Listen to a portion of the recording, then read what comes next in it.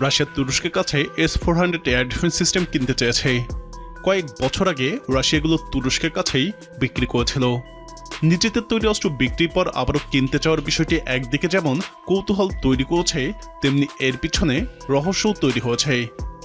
তিনটি কারণে রাশিয়া তুরস্কের কাছে এগুলো কিনতে চাইতে পারে। প্রথমত, ইউক্রেন যুদ্ধে রাশিয়া প্রচুর এয়ার ডিফেন্স সিস্টেম ব্যয় হচ্ছে এবং রাশিয়া ইউরোপের বিরুদ্ধে আরও একটি বড় যুদ্ধের প্রস্তুতি নিচ্ছে, তাই তুরস্কের কাছে এগুলো কিনতে চাচ্ছে। দ্বিতীয় কারণ হতে পারে রাশিয়া ভয় হয় তুরস্ক এগুলো প্রযুক্তি তার ন্যাটো মিত্রদের কাছে তুলে দিতে পারে, তাই এটি রাশিয়ার একটি কৌশলও। আর তৃতীয় কারণ হতে পারে ভারতকে সুরক্ষা দেওয়া। তুরস্ক এবং পাকিস্তান সম্পর্ক অত্যন্ত ঘনিষ্ঠ। সম্প্রতি পাকিস্তান এবং ভারতের যুদ্ধে পাকিস্তান দাবি করেছে তারা ভারতের S-400 এয়ার ডিফেন্স সিস্টেম ধ্বংস করেছে। তাই ভারতের আশঙ্কা থাকতে পারে তুরস্ক পাকিস্তানকে S-400 এয়ার ডিফেন্স সিস্টেমের ইনস্টলেশন নিয়ে তথ্য দিতে পারে। আর ভারত হচ্ছে রাশিয়ার অস্ত্রের প্রধান ক্রেতা। তবে সবথেকে সম্ভাব্য কারণ হতে পারে প্রথমটি, অর্থাৎ রাশিয়া আরও বড় যুদ্ধের প্রস্তুতি নিচ্ছে।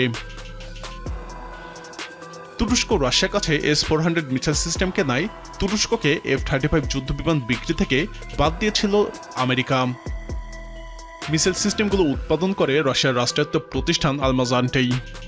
মিসাইল সিস্টেমটি একটি কমান্ডিং সেন্টারের অধীনে 8টি ব্যাটালিয়ন থাকে, যেখানে মোট লঞ্চার থাকে 72টি, অর্থাৎ একটা সিস্টেম 72টি ডিভাইস থেকে মিসাইল নিক্ষেপ করা যাবে।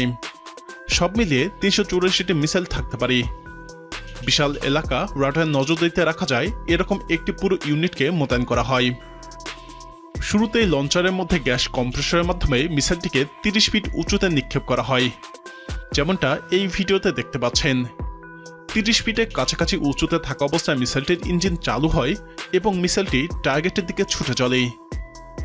শুরুতেই গ্যাস কম্প্রেসরের মাধ্যমে নিক্ষেপ করা মিসাইলটির ভিতরে জ্বালানি অপচয় হয় কম।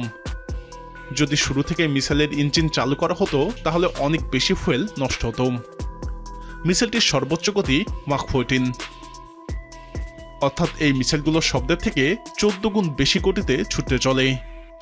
1 সেকেন্ডে প্রায় 5 কিলোমিটার পথ পার হয়।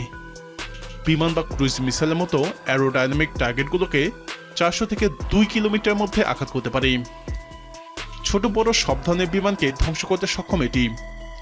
এছাড়াও ক্রুইজ মিসাইল এবং 3500 কিলোমিটার রেঞ্জের মধ্যে ব্যালিস্টিক মিসাইলও ধ্বংস করতে পারে এটি। তবে S-400 এর কিছু ভ্যারিয়েন্ট 200 কিলোমিটার উপরে উঠে 400 কিলোমিটার রেঞ্জের মধ্যে ইন্টারকন্টিনেন্টাল ব্যালিস্টিক মিসাইল ধ্বংস করতেও সক্ষম। এটা খুবই গুরুত্বপূর্ণ একটি ফিচার।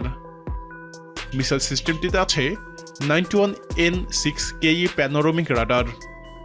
এটাতে অ্যান্টি-স্টেলথ প্রযুক্তি ব্যবহার করা হয়েছে, অর্থাৎ পঞ্চম প্রজন্মের স্টেলথ বিমানও এটা ধরা পড়বে।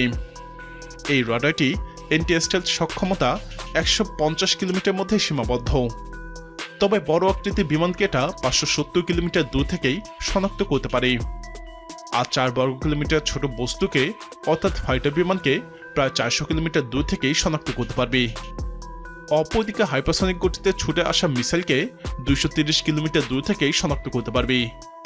রাডারটি একসাথে 300টি টার্গেটকে শনাক্ত করতে পারে। আর 8 ব্যাটালিয়নের মধ্যে 6 ব্যাটালিয়নের প্রত্যেকটি একসাথে 6টি টার্গেটকে উদ্দেশ্য করে মিসাইল ছুঁতে পারে। মিসাইল সিস্টেমগুলো সস্তা বলে পরিচিত, যদিও সামরিক কেনাকাটার প্রকৃত দাম জানা সম্ভব নয়। তবে কিছু রাশিয়ান সূত্র মতে প্রতি ফায়ার ইউনিটের দাম মাত্র $300 মিলিয়ন, যা একটি রাফাল বা ইউরোফাইটার টাইফুন যুদ্ধ বিমানের থেকে কিছুটা বেশি। প্রিয় দর্শক, রাশিয়া ঠিক কী কারণে এগুলো আবারও তুরস্কের কাছে কিনতে চাচ্ছে বলে আপনি মনে করেন? আপনার মতামত কমেন্টে জানান।